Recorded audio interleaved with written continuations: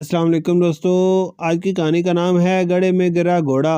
ایک دفعہ ایک گھوڑا ایک گہرے گڑھے میں جا گرا اور زور زور سے آوازیں نکالنے لگا۔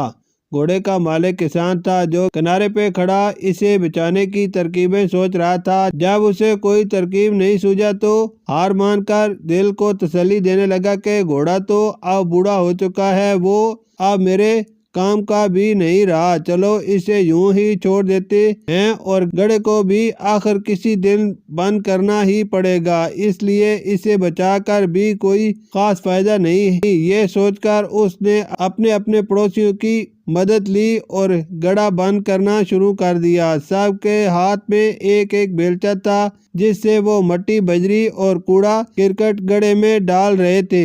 گھوڑا اس صورتحال سے بہت پریشان ہوا، اس نے اور تیز آواز نکالنی شروع کر دی۔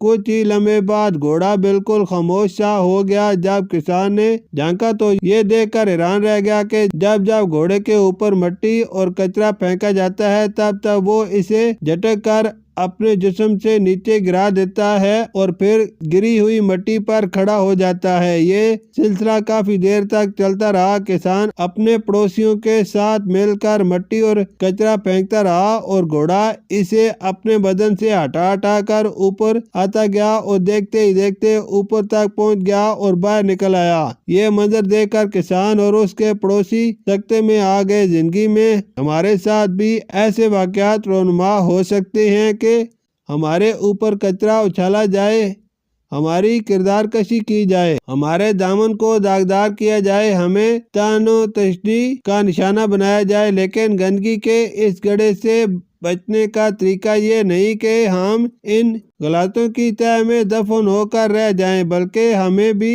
ان بیکار کی چیزوں کا مقابلہ کرتے ہوئے اوپر کی طرف اور آگے کی سمت بڑھتے رہنا چاہیے۔ زندگی میں ہمیں جو بھی مشکلات پیش آتی ہیں وہ پتھروں کی طرح ہوتی ہیں، مگر یہ ہماری عقل پہ منحصر ہے کہ آیا ہم ہار مان کر ان کے نیچے دب جائیں یا ان کے اوپر چڑھ کر مشکل کے کنویں سے باہر آنے کی ترکیب کریں۔ خاک ڈالنے والے ڈالتے رہیں، مگر آپ پرعزم انسان بن کر خاک کو پاؤں تلے روند کر کامیابی کی طرف بڑھتے رہیں۔ شکریہ۔